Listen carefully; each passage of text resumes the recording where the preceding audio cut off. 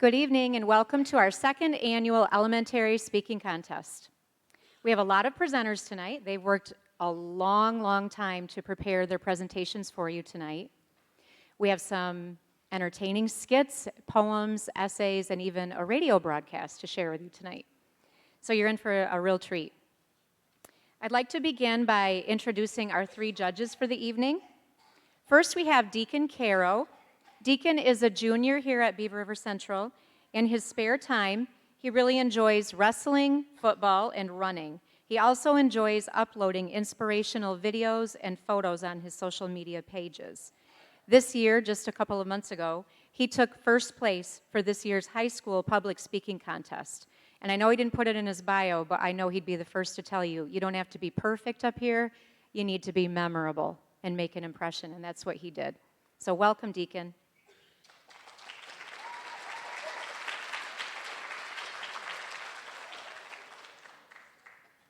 Our next judge is Mrs. Loretta Keys. She is a retired fifth grade teacher from Beaver River. She taught fifth grade here for 25 years. Prior to that, she taught in Cherry Valley, New York, and Copenhagen, New York, for a total of 38 years in education. Now she enjoys substitute teaching right here at Beaver River, working with hospice, and being with her two beautiful grandchildren. Mrs. Keys has always had a love for theater, and she enjoyed being the assistant director for many years for the Superstage Summer Theater program here at Beaver River. So she is excited and honored to be a part of the elementary speaking contest this evening. Thank you, Mrs. Keys.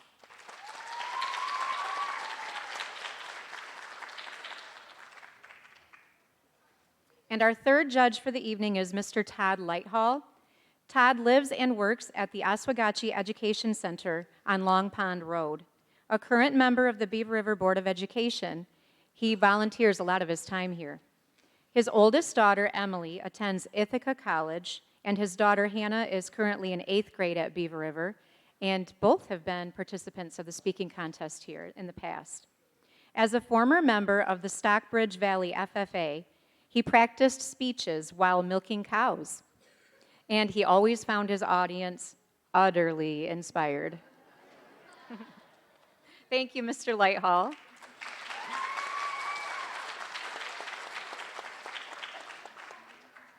So before we begin our actual presentations, we actually have an award to give out. This year, we decided to do a Best Original Award. An original means that we have a presenter who has written and planned to perform their own piece. And that takes a really special level of courage because you're publishing your piece at the same time that you're getting on the stage. So what we decided to do is make the Best Original Award go to the best piece of writing, and it can still potentially win an award for speaking. We didn't want the two to be judged simultaneously. So we had the judging done ahead of time on this by the Beaver River English Department with anonymous names on the entries. And our winner for the Best Original, first of all, let me say who submitted originals this year. Would you stand up if you submitted an original? We had Peyton McIntyre and Natalie Mast. They wrote a poem together. We had Ava Fleming, and we had Aubryn Lee. Way to go, ladies.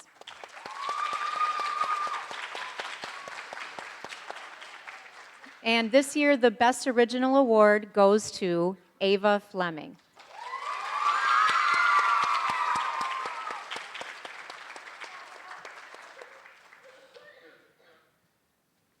So all of those pieces are still eligible for the other speaking awards tonight. All right, thank you, audience. We're ready to begin.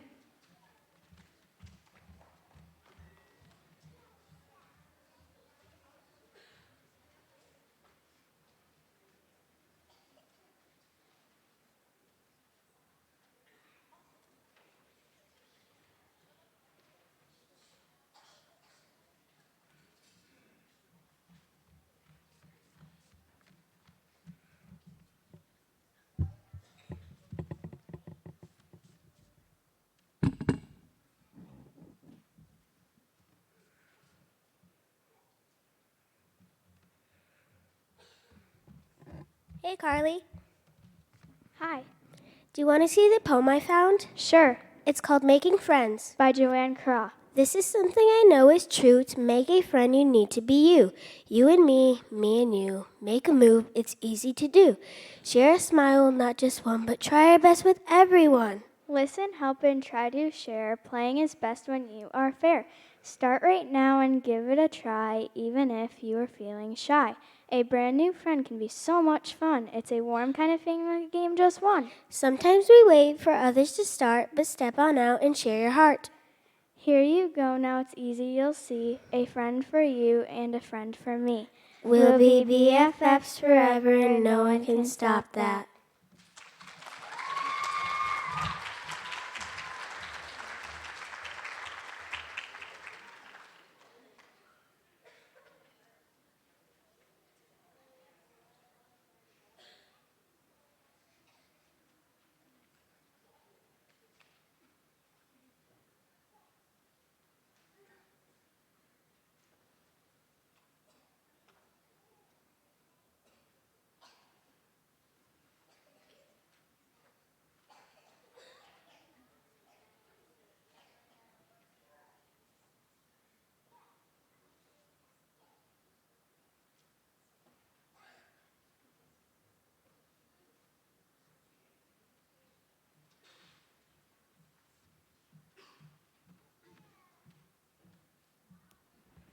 I do not wish to go to school, by Jack Perlutsky.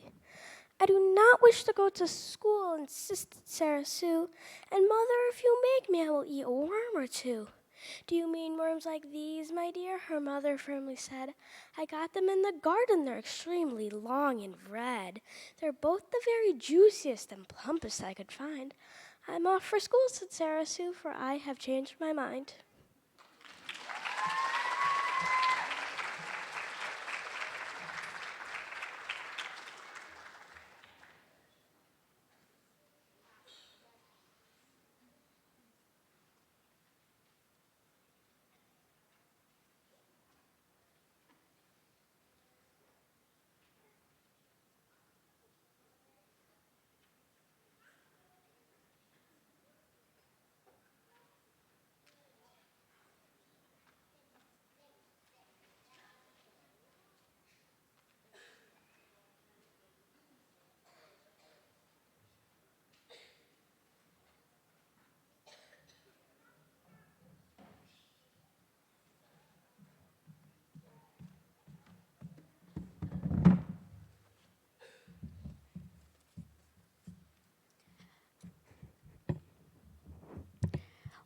"1 Inch Tall" by Shel Silverstein. If you were only 1 inch tall, you'd ride a worm to school. The teardrop of a crying ant would be your swimming pool.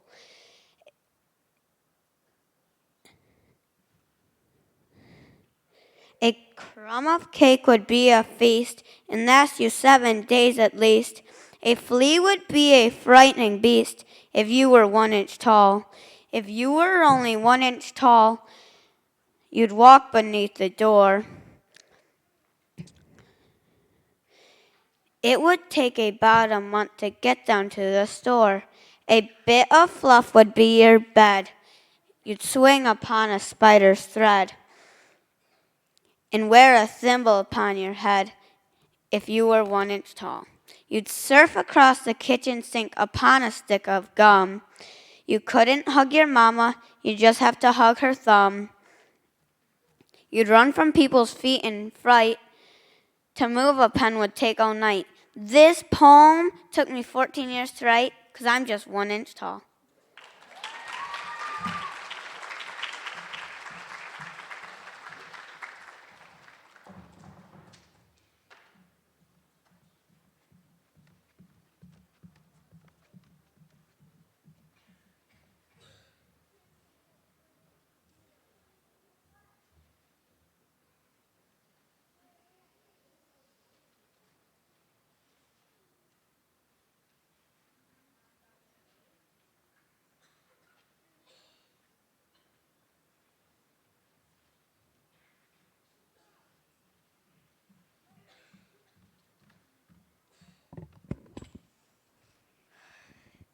The Twistable Turnable Man by Shel Silverstein. He's the twistable, turnable, squeezable, pullable, stretchable, foldable man. He can crawl in your pocket or fit in your locket or screw himself into a 20-volt socket or stretch himself up to the steeple or taller or squeeze himself into a thimble or smaller. Yes, he can. Of course he can. He's a twistable, turnable, squeezable, pullable, stretchable, shrinkable man. And he lives an impassable life with a squeezable, lovable, kissable, huggable, pullable, tuggable wife. And they have 2 twistable kids who bend up the way that they did, and they turn and they stretch just as much as they can for this bendable, foldable, do-what-you're-toldable, easily moldable, buy-what-you're-soldable, washable, mendable, highly dependable, buyable, saleable, always available, bounceable, shakeable, almost unbreakable, twistable, turnable man.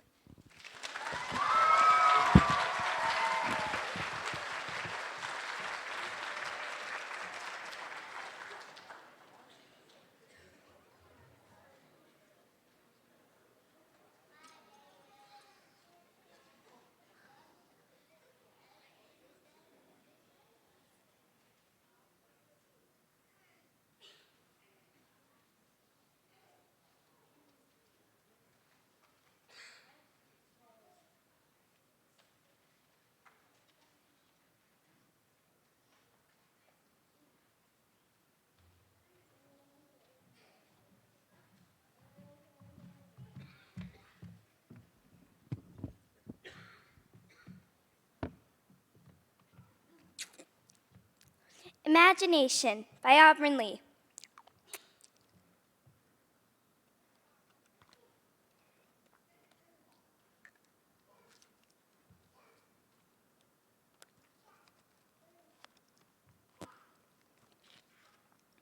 Dear Diary, I have a friend.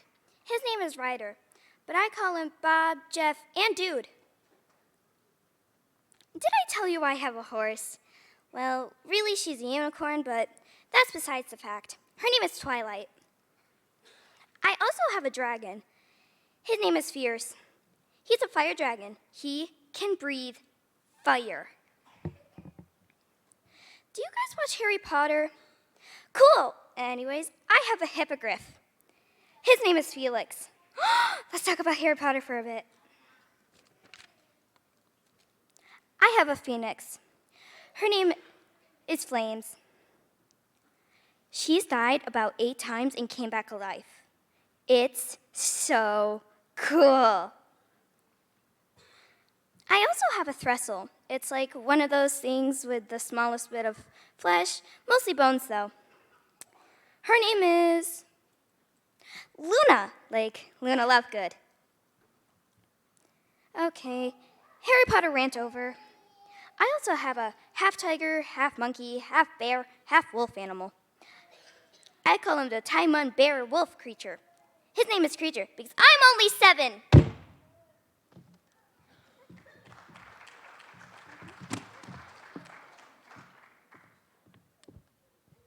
Is this my diary from when I was 7? It's been like 10 years since I've seen this thing. I'm gonna read it.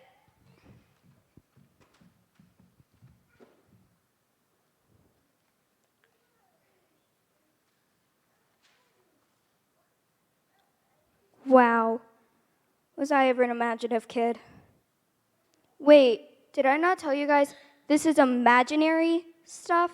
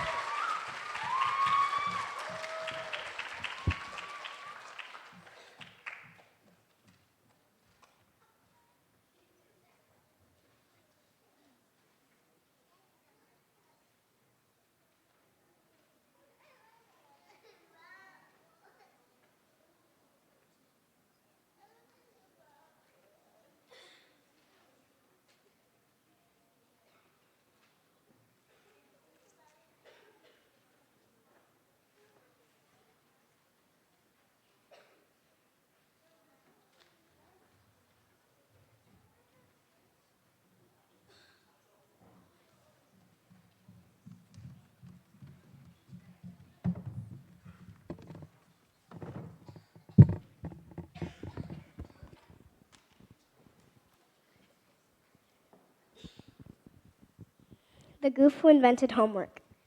by Kelly DeCose. What is Mr. Bigliotti droning on and on about? Something to do with a man called Christopher Columbus. Wasn't he a cowboy on the Wild West? No, stupid. Columbus was never a cowboy. He was one of Snow White's dwarfs. So, who cares? Cowboy, dwarf, what's the difference? Now what's the teacher rambling on about? He's talking about Frankenstein. Isn't he a musician? Yeah, I think he writes rap music. Me too. Now he's talking about another goof called Beethoven. Didn't he invent the light bulb? No, stupid. It wasn't Beethoven. It was those two brothers, the Wright brothers, I think. Oh, I remember now. It wasn't Beethoven, but it wasn't the Wright brothers either. They invented the telephone. George Washington invented the light bulb. I guess you're right. George Washington was the father of the light bulb. Now we're just doing dumb old geography. Where is Brazil? It's the capital of England, isn't it? No, stupid. It's not even a capital. It's a country in China. That's not right. There's a man from Brazil on my street, and he doesn't look Chinese. Well, maybe it's in Texas or India somewhere. Who cares anyway? You've got a point. Who cares? Oh, did you do your math homework? He's coming to check. I didn't get that question on fractions. If you had one pizza and you ate 1/3 of it, how much would be left? Zippo, zero. Absolutely none. Especially if it had pepperoni. You're going to flunk math. This is a trick question. And the answer is that you'd have 1/3 left, because 1/3 plus 1/3 equals one whole pizza. So you're brilliant. You want a medal? No, I just like to have my brilliance appreciated. I wonder who the goof who invented homework was. I know that. It was Alexander Graham Bell. First, he invented the school bell. Then he invented homework. Okay, Mrs. Brilliant, I've got one for you. What's that Titanic? It's a big whale, isn't it? No, dummy. It's not a whale. It's the Queen of England. Queen Titanic. I knew that. I really did.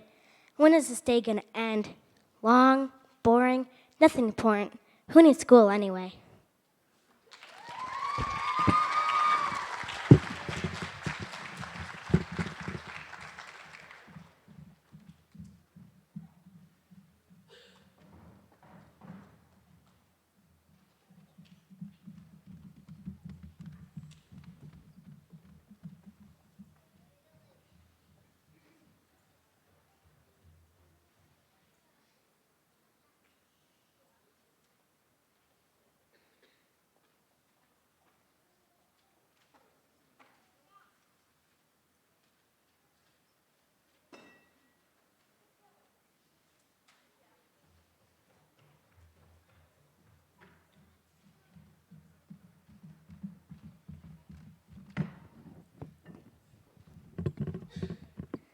Play ball.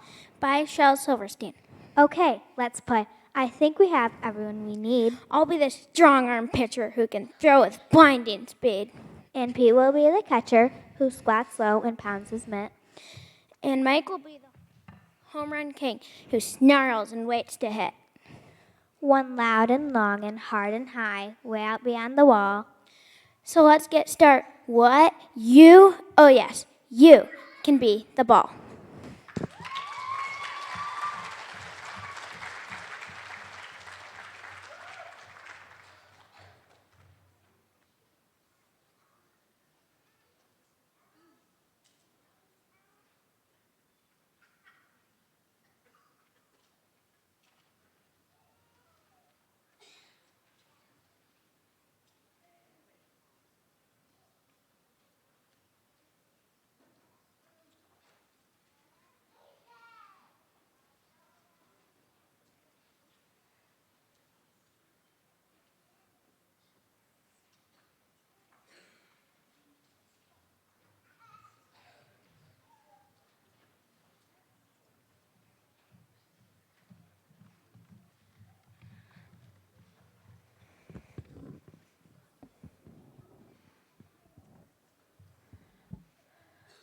My Sister Ate an Orange. By Jack Pulowski.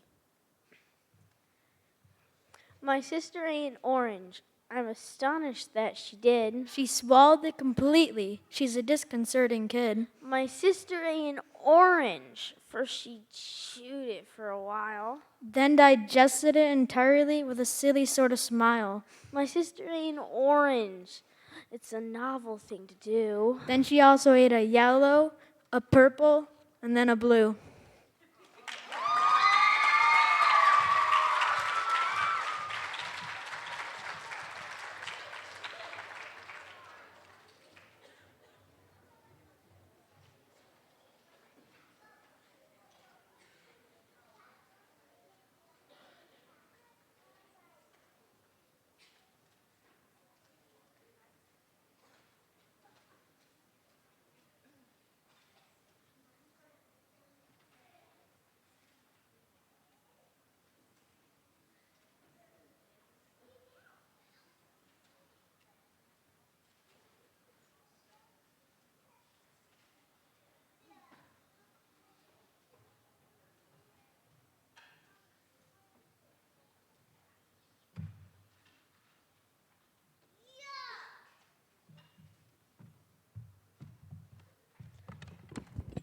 By Shel Silverstein. I stepped in something yucky as I walked by the creek. I grabbed a stick to scrape it off. The yuck stuck to the stick. I tried to pick it off. The yuck stuck to my hand. Tried to wash it off. The yuck stuck to the washing pan. I called my dog to free me loose. It got stuck to his fur. He rubbed himself against the cat. It got stuck to her. All my friends and all my neighbors came to help me out. Now we're all stuck, which goes to show what happens when one person steps in yuck.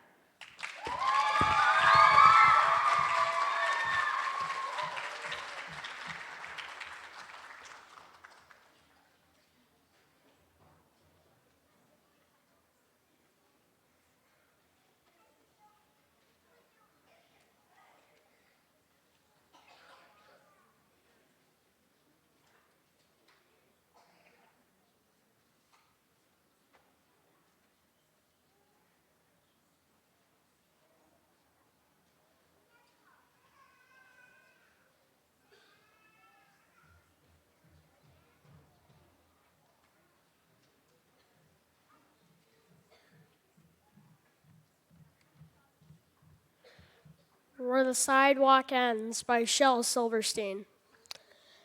There is a place where the sidewalk ends and before the streets begin. And there the grass grows soft and white. And there the sun burns crimson bright. And there the moonbird rests from his flight to cool in the peppermint wind. Let us leave this place where the smoke blows black and the dark street winds and bends. Past the pits where the asphalt flowers grow, we shall walk with a walk that is measured and slow, and we'll watch where the chalk white arrows go. Yes, we'll walk with a walk that is measured and slow, and we'll watch where the chalk white arrows go. For the children they mark, for the children they know, the place where the sidewalk ends.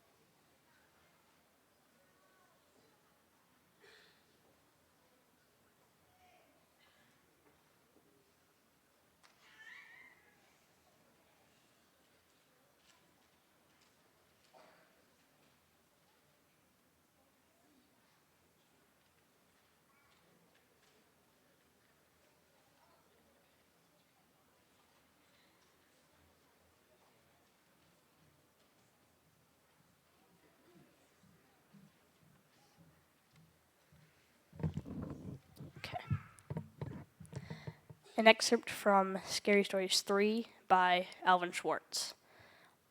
The next night, the ghost was back. It was sitting on her bed, staring at her. Sarah called to her parents, and they came running. "It's on my bed," she said. "It's staring at me." But when they turned on the light, nothing was there. "You're upset over nothing. Now get to sleep." But once they left, there it was on her bed, sitting, staring. "Why don't you just leave me alone?" Sarah said. The ghost put his fingers in his ears, wiggled them at her, and went,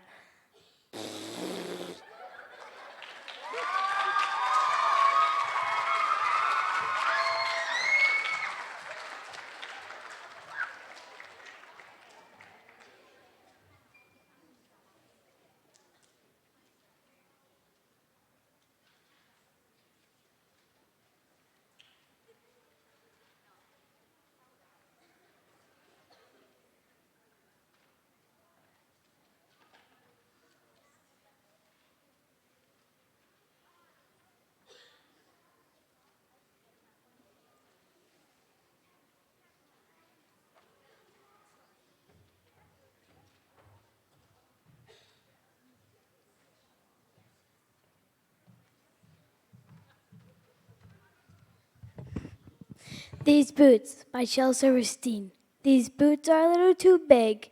It's a fact I am forced to admit. I'm clumsy and slow, but in 10 years or so, if my feet only grow, they'll fit.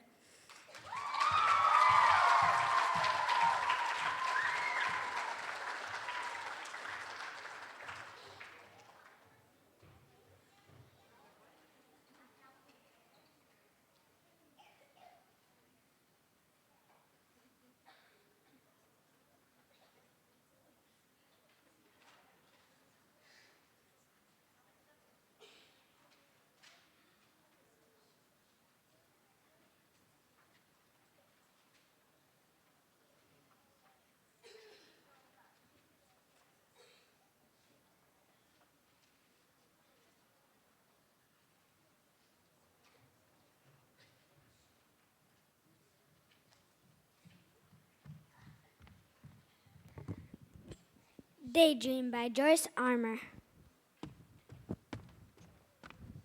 I'd like to drill the dentist's tooth and give the nurse a shot. I want to make the grown-ups eat the food they'd rather not. And I'd make my teacher study math and take a real hard test. And I'd send my mother to her room and say, "Clean up that mess." And when they ask me why they're not allowed to just say no, I'll put my hands on my hips and say, "'Cause I said so."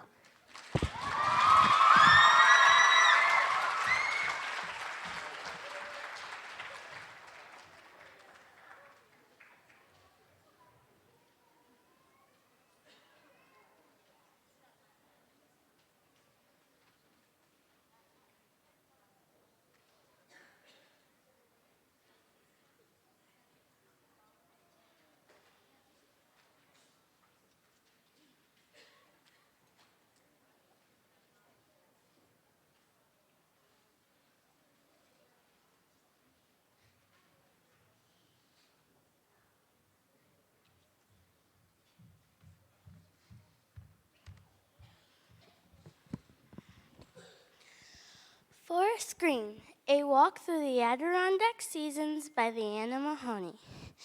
You may have seen the forest green that paints a woodland summer, in needles of pine tree and hemlock and fir, soft carpets of mosses and thick juniper, and jack in the pulpits and luna moss swings, the hum of cicadas songs Katy did sing. In fall instead, the forest red paints the woodlands autumn. On woodpeckers' faces and shiny choke cherries, and foxes' thick fur, and wintergreen berries, and mushrooms and toadstools from decay growing tall, and maple leaf scarlet ablaze as they fall. A wondrous sight, the forest white paints the woodlands winter.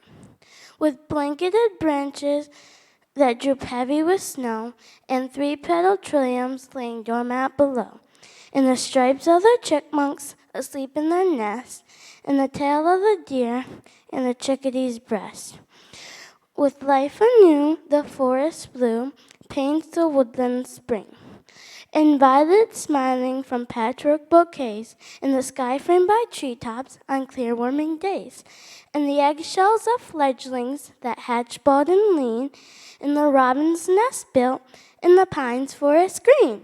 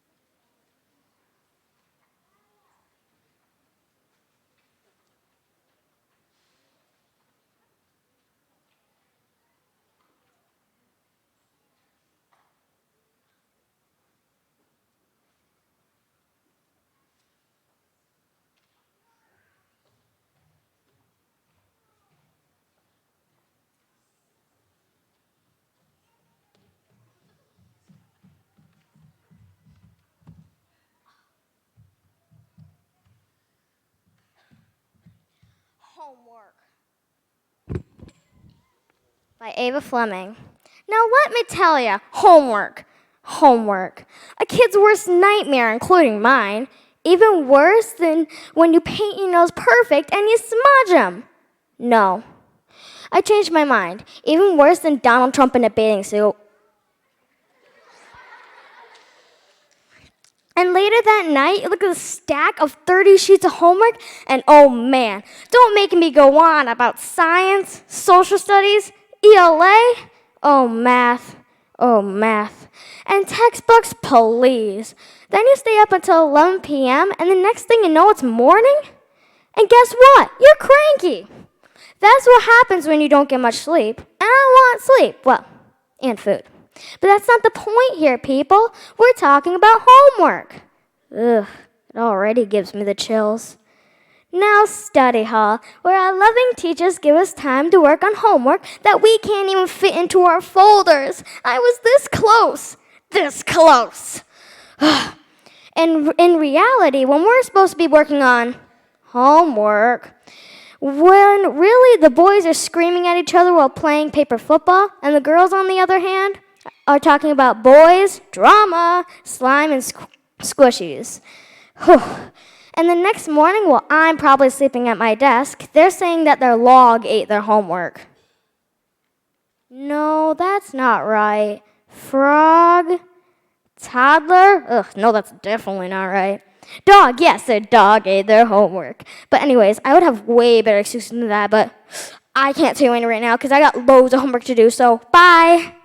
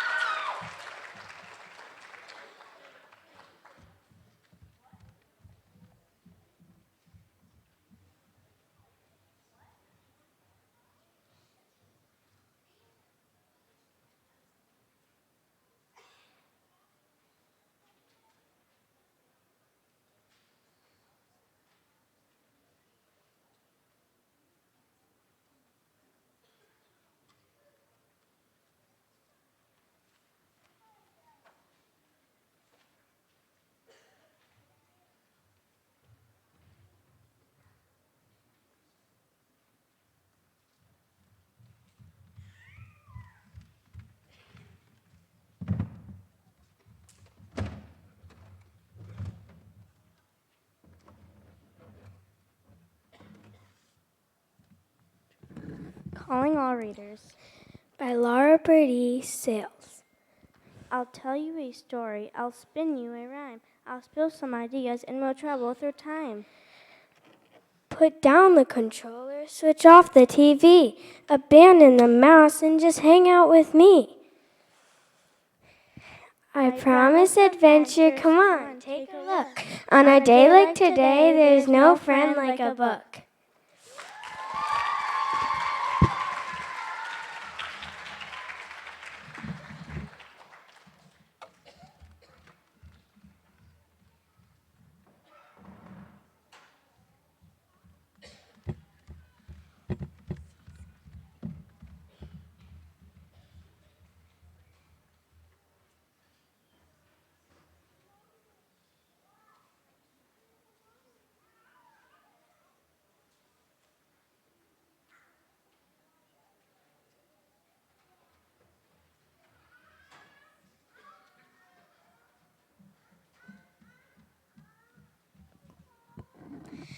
My Brother is a Doodler by Jack Perluxky. My brother is a doodler, he simply loves to scrawl. He doodles, doodles, doodles with his crayons on the wall. He doodles on the windows, he doodles on the door. Then he doodles, doodles, doodles on the ceiling and the floor. All day he doodles everywhere. If there's no place to doodle, he doodles in the air. He doodles on my pillow, he doodles on my sheet. He sometimes even doodles on the bottom of my feet.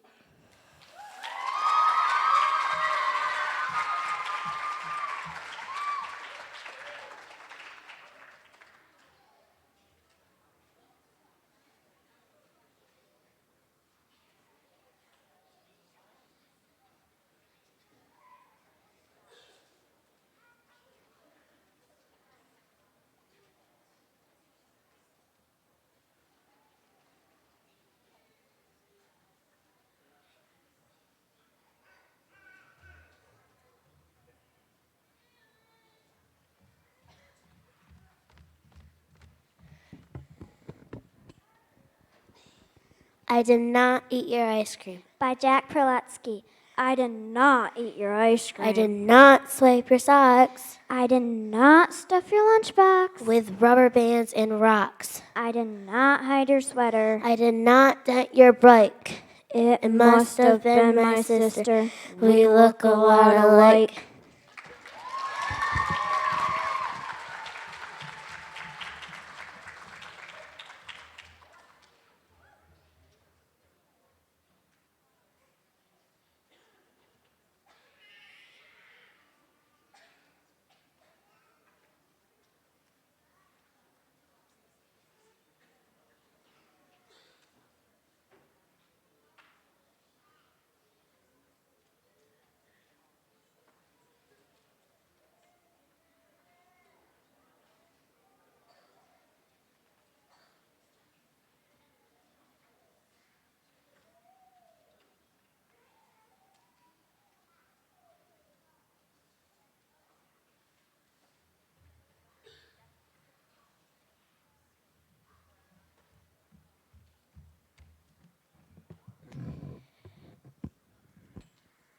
The Lockless Door by Robert Frost. It went many years, but at last came a knock, and I thought of the door that had no lock to lock. I blew out the light and tiptoed the floor and raised both hands and prayed to the door. But the knock came again, my window was wide. I climbed out the sill and descended outside. Back over the sill I bade a "Come in" to whomever the knock at the door may have been. So at a knock I emptied my cage to hide in the world and alter with age.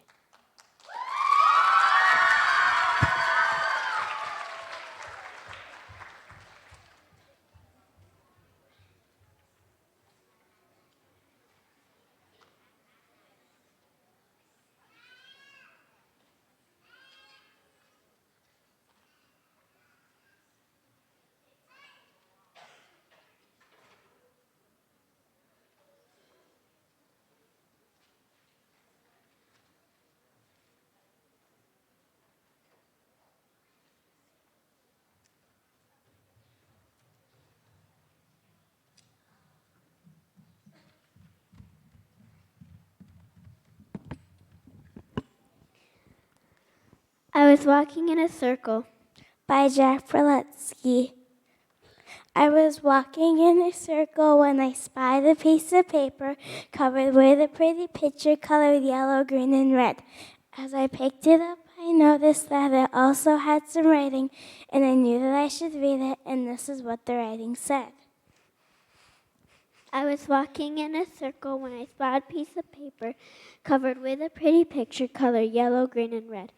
As I picked it up, I noticed that it also had some writing, and I knew that I should read it, and this is what the writing said. I was walking in a circle when I spotted a piece of paper covered with a pretty picture colored yellow, green, and red. As I picked it up, I noticed that it also had some writing, and I knew that I should read it, and this is what the writing said.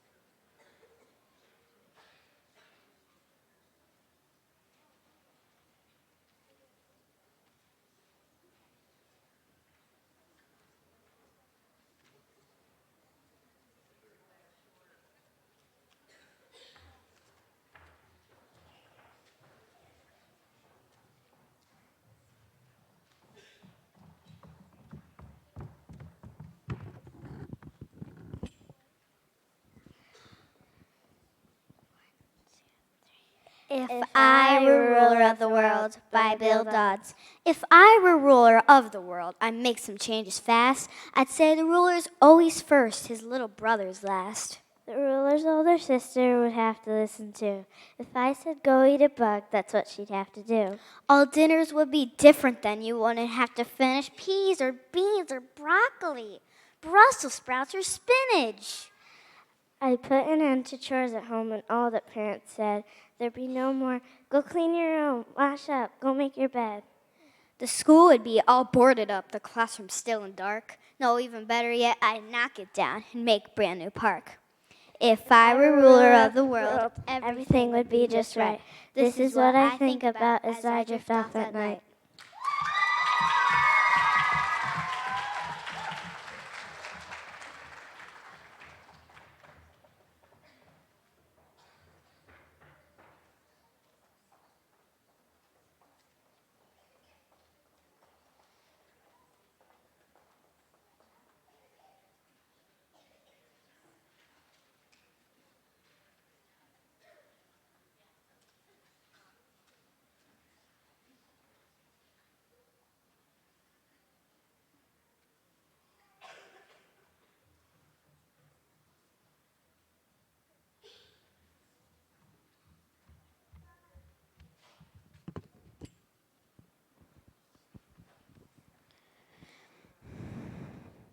Everything on It by Shel Silverstein.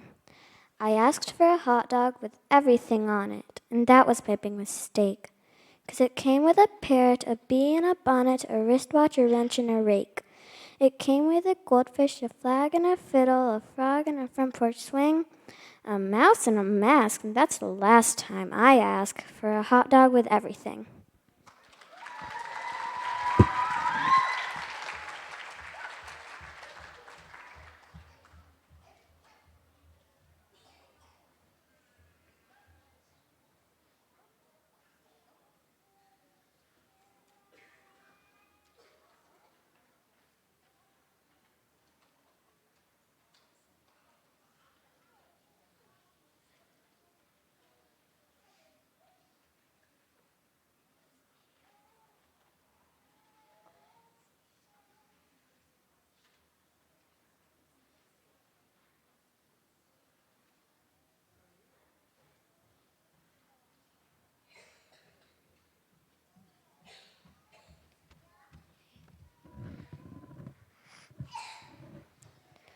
The Last Battle by C.S. Lewis.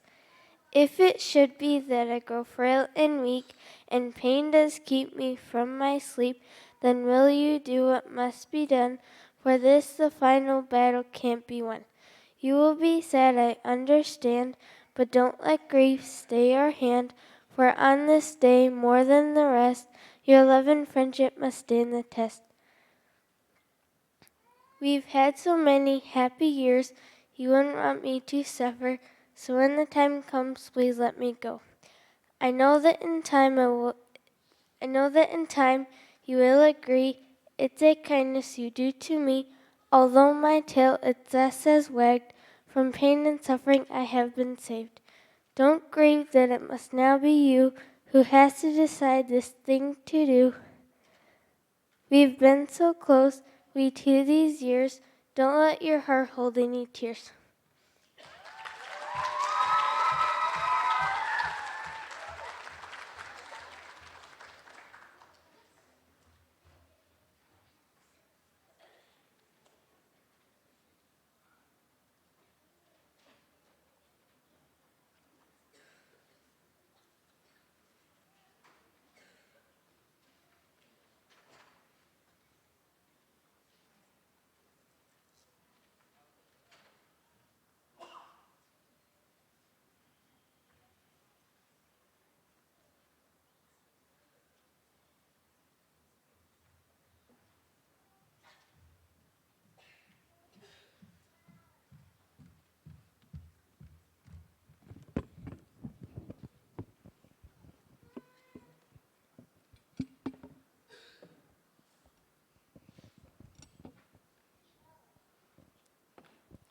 Who's on First? By Abbott and Costello. Strange as it may seem, they give these ball players nowadays very peculiar names. Funny names? Nicknames. Now, on the St. Louis team, who's on first, what's on second, and I don't know's on third? That's what I'm trying to find out. I want you to tell me the names of the fellows on the St. Louis team. I just told you. Who's on first, what's on second, and I don't know's on third. You know the fellows' names? Yes. Well, then, tell me who's on first. Yes. I mean the fellow's name. Who? The fellow's name. Who? The guy on first base. Who's on first? What are you asking me for? I'm not asking you, I'm telling you. Who's on first? I'm asking you who's on first. That's the man's name. That's whose name? Yes.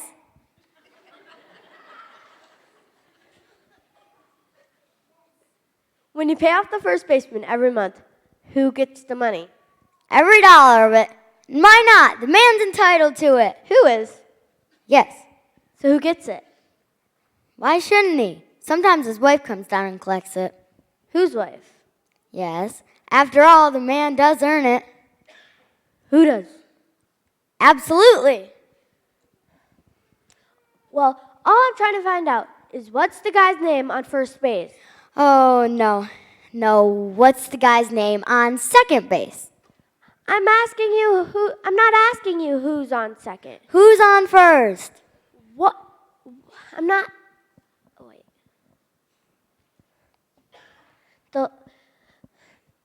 Look, does St. Louis have an outfield?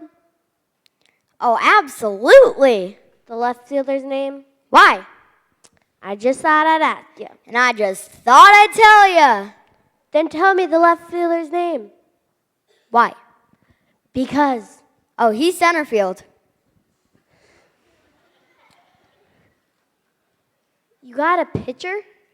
Wouldn't this be a fine team without a pitcher?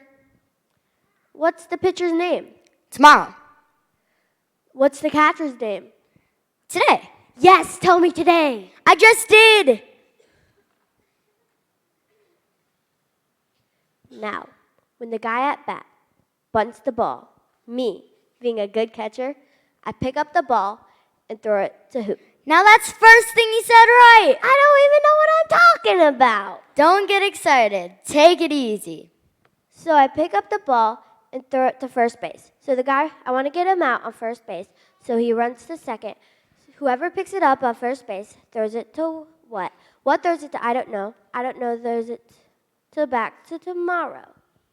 Yeah, it could be.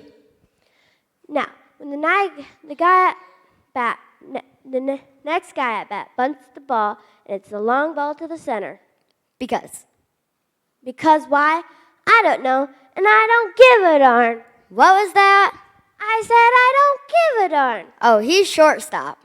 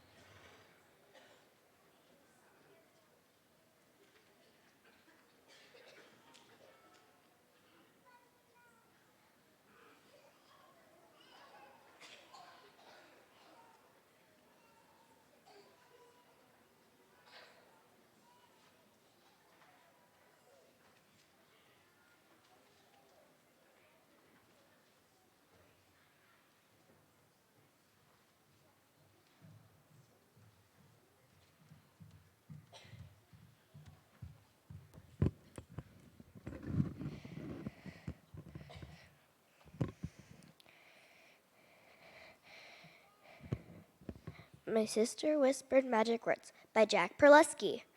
My sister whispered magic words directly in my ear. The second that she said them, I began to disappear.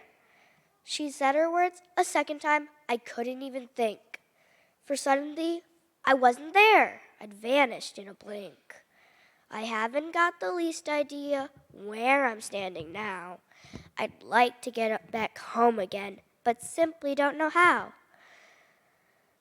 I hope this doesn't last too long, for though it doesn't hurt, my mother's making chocolate cake. I hate to miss dessert.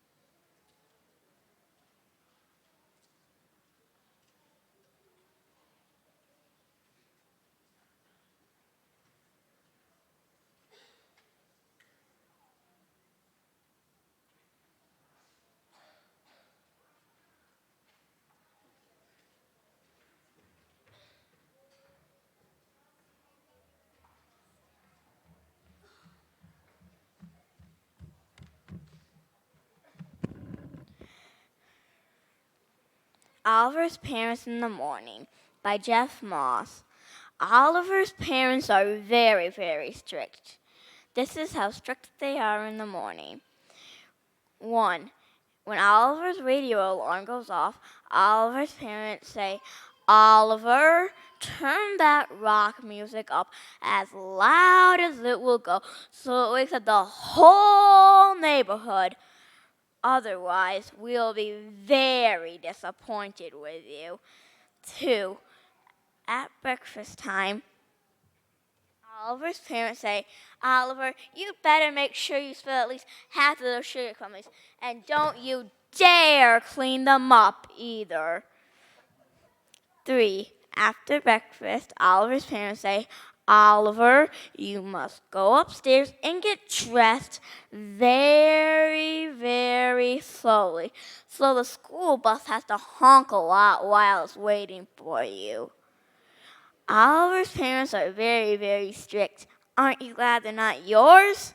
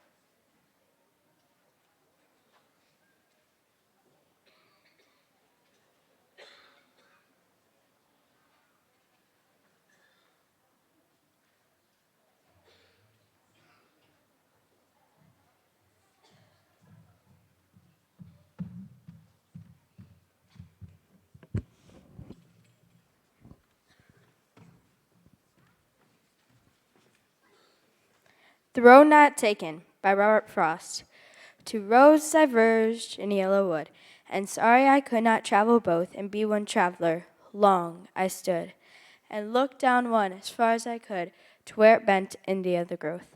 Then took the other, just as fair, having perhaps the better claim, 'cause it was grassy and wanted wear, though as for that, the passing there had worn them really about the same. Both that morning equally lay, in leaves no step had trodden black.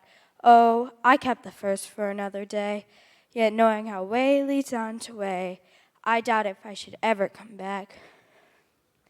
I should be telling this with a sigh, somewheres ages and ages hence.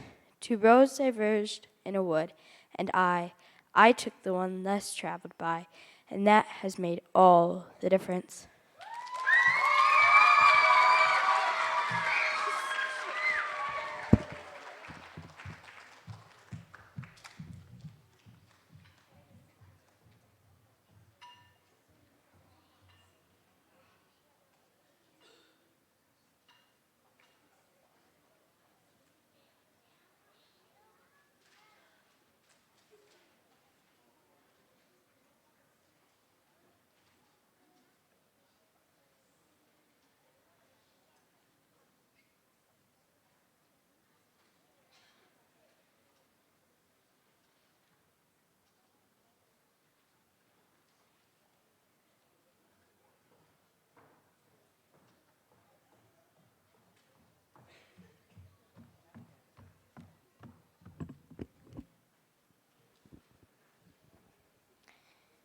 Trampoline by Shel Silverstein.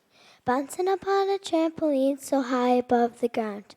Just as I was going up, I saw her coming down. She had a daisy in her hair, she wore a silken gown.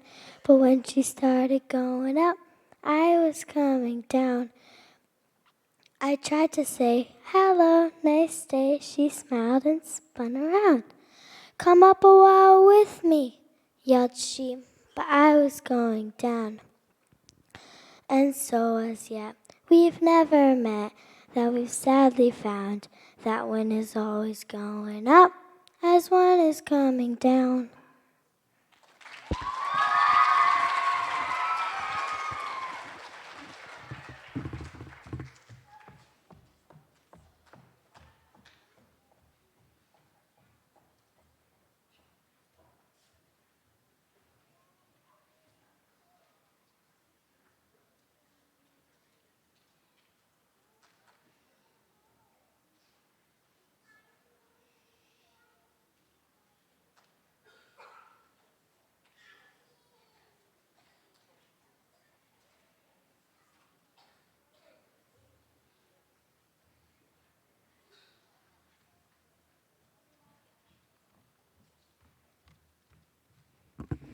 Mind Your Manners by Bruce Lansky.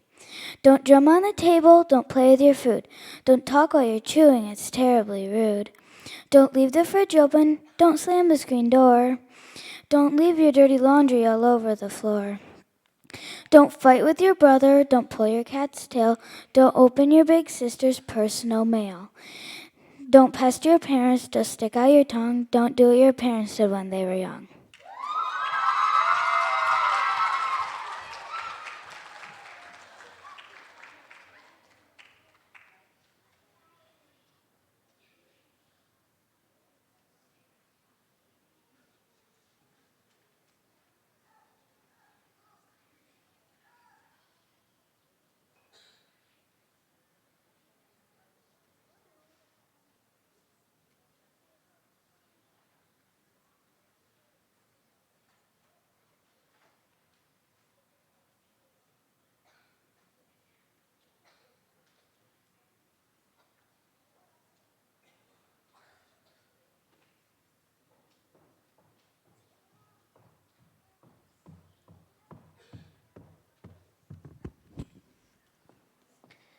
Substitute Teacher Shortage by Leanna Mahoney. Feeling lousy, droopy, drowsy, pounding in my head. Feet are dragging, smiles sagging, longing for my bed. Pressure's rising, fantasizing that the weekend's here. Been an hour, need a shower. No fear, no fear, no fear. It's so tragic, there's no magic wand that I can wave. Wish the teacher's plans would feature tricks so they'd behave. Been too lenient, how convenient. Twins and side by side, that means trouble. Oops, seeing double, oh, I'm mortified. Floor is sticky, ew, that's icky. What was that loud crash? Minutes crawling, restroom calling, plans are in the trash. Laptop's broken, kids keep joking. Clock hands must be stuck. Paper airplane, oh, the neck pain, how can I instruct? Spitballs flying, think I'm dying, can't this day be done? Limits tipping, sweat beads dripping, sanity's undone. Yes, at last, the torture's past. These tears are not from sorrow. This day I've had makes me so glad. I'll be principal again tomorrow.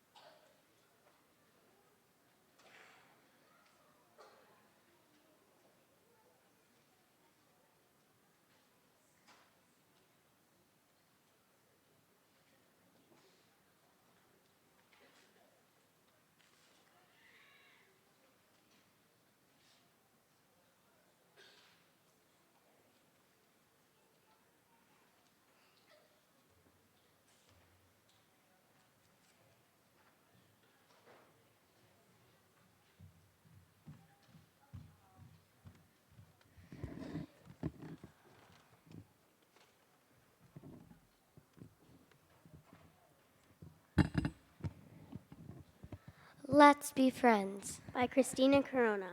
Would you like to be my friend? Oh, that would be so fun. We'll run around in your backyard and then we'll play in mine.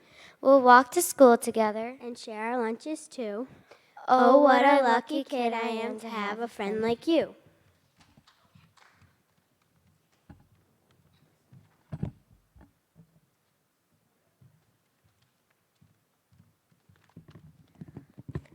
Long Distance by Natalie Mast and Peyton McIntyre. You're my best friend, and you're far away. I'm going to see you sometime today. We can walk. We can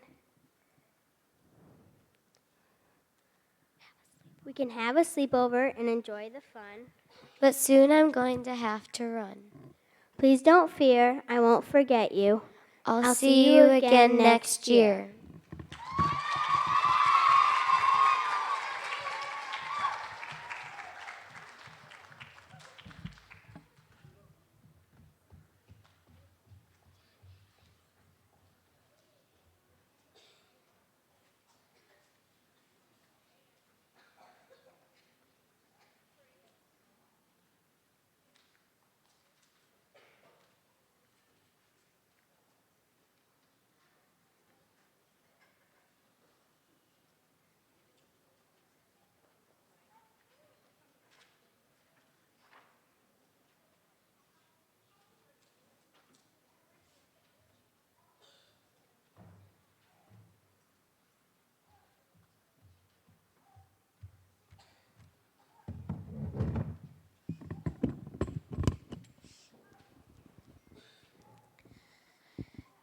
The shot heard around the world as described by radio announcer Russ Hodges. Harding down at line at third, not taking any chances. Lockman without too big of a lead at second, but he'll be running like the wind if Thompson hits one. Bronca throws. There's a long drive. It's gonna be, I believe, the Giants win the pennant. The Giants win the pennant. The Giants win the pennant. I don't believe it. I don't believe it. I will not believe it. Bobby Thompson hit a line drive into the lower deck of the left field stands, and the place is going crazy.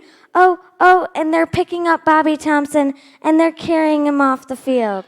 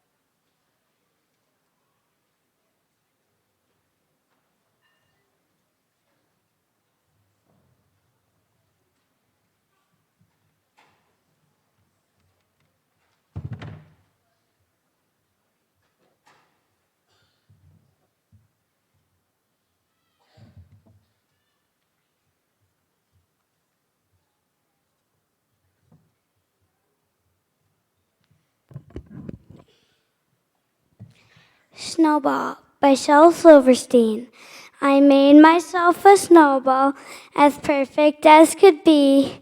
I thought I'd keep it as a pet and let it sleep with me.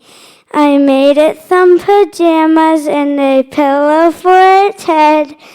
But then last night it ran away, but first it wet the bed.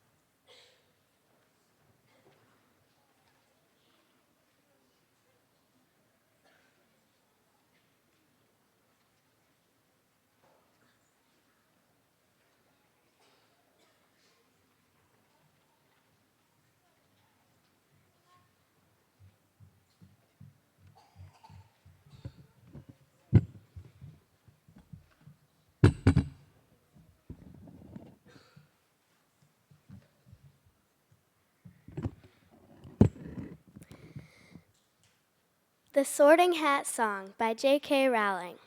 1,000 years or more ago, when I was newly sown, there lived 4 wizards of renown, whose names are still well known. Bold Gryffindor from Wild Moor, fair Ravenclaw from Glen, sweet Hufflepuff from Valley Broad, shrewd Slytherin from Fen. They shared a wish, a hope, a dream. They hatched a daring plan to educate young sorcerers. Thus Hogwarts School began. Now each of these 4 founders formed their own house, for each did value different virtues in the ones they had to teach. By Gryffindor the bravest were prized far beyond the rest. By Hufflepuff, hard workers were most worthy of admission, and power-hungry Slytherin loved those of great ambition. While still alive, they did divide their favorites from the throng, yet how to pick the worthy ones when they were dead and gone? 'Twas Gryffindor who found the way, he whipped me off his head. The founders put some brains in me, so I could choose instead. Now slip me snug about your ears. I've never yet been wrong. I'll take a look inside your mind and tell where you belong.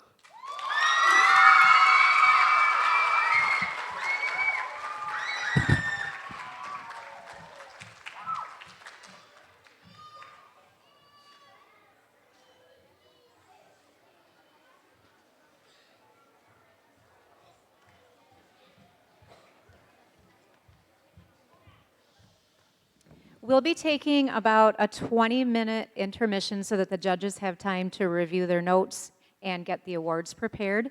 During this time, we have cookies and punch in the high school cafeteria. Families, speakers, you're all invited to go on in and relax, get some food and drink. Please do not bring it back with you into the auditorium. We also have a donation box in there. It's actually a little mailbox. If you care to donate, we use all those donations towards cash prizes for our presenters for next year's contest. Thank you. We'll see you back here at 7:30.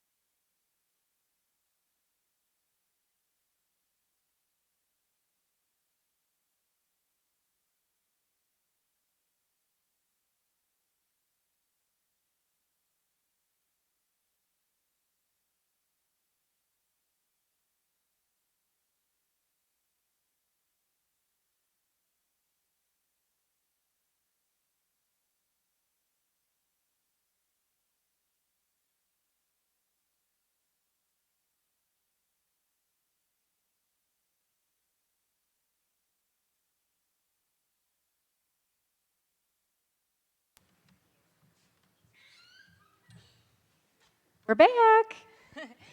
And once again, our judges had a really, really hard time.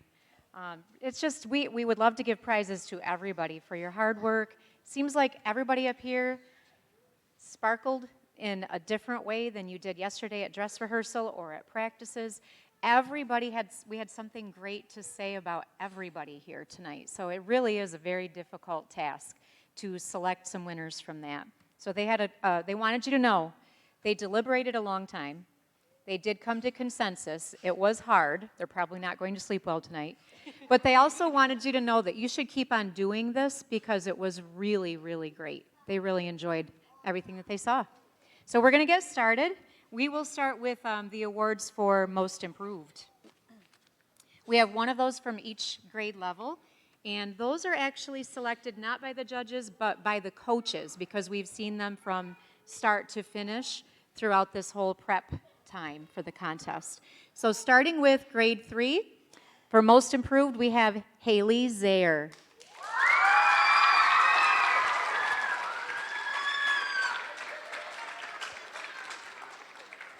Now she's coming up. She did the poem called Trampoline. Nice job, Haley.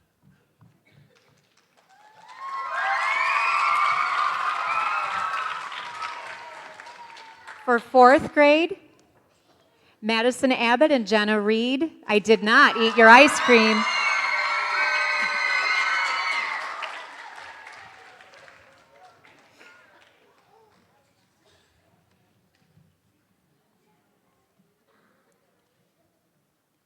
Nice job, ladies. And for grade 5, Where the Sidewalk Ends, Cameron LaRue.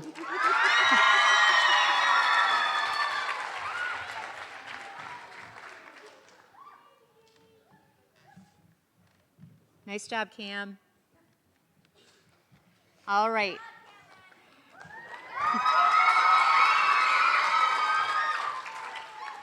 You can see they're really supportive of each other, too. That's awesome. Thanks, guys. All right, now we're going to move right on to honorable mentions. We have 2 honorable mentions for tonight. For Snowball, Haley Kaylin Gardner.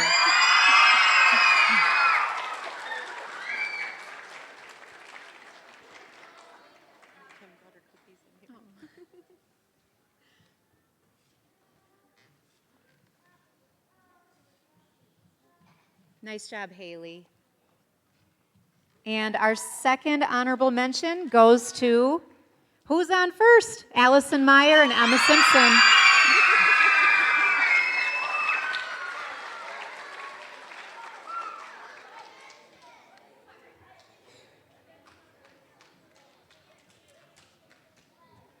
Great job, ladies. Knocked it out of the park.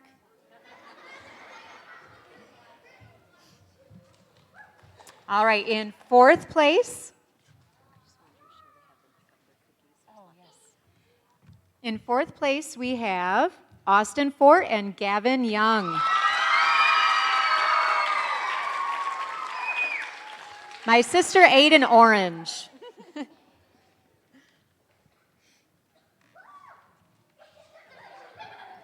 Nice job, boys.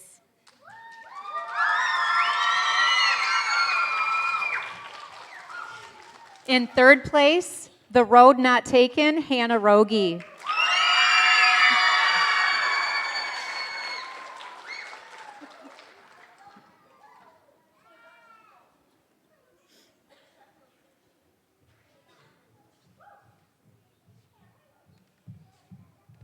Great job, Hannah.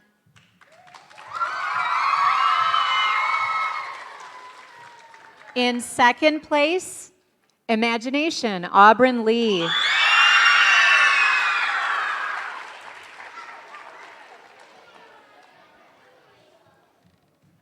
Great job, Auburn.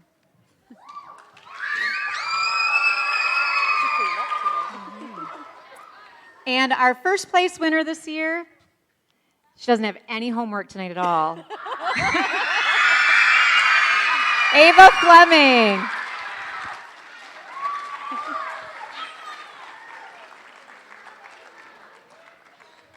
Way to go, Ava. As we said, we know there are a lot of others that worked really, really hard, performed amazing tonight. And if we had enough prizes for everybody, you'd be getting one. Congratulations, everybody, on some hard work and a great performance. If you have a cookie container, you can pick it up in the high school cafeteria on your way out. And if you'd like to use the stage for pictures, you can feel free to do that. Thank you, everybody, for coming. We really appreciate it.